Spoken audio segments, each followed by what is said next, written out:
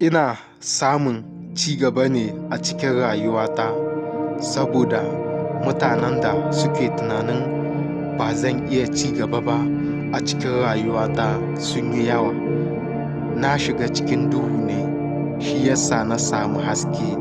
Ina ci gaba da samun ilimi da kuma fasahar ƙere-ƙeren jirage mara matuƙa da kuma motoci.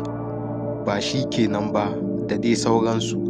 Saboda wanda suke tunanin ban waye ba sun yi yawa. Ina samun ci gaba ne a cikin rayuwata saboda idan mutane suka zage ni ban ramawa. Ina roƙon Allah, shi yasa nake samu. Ina gaya ma Allah matsalolina, shi yasa suke gyaruwa.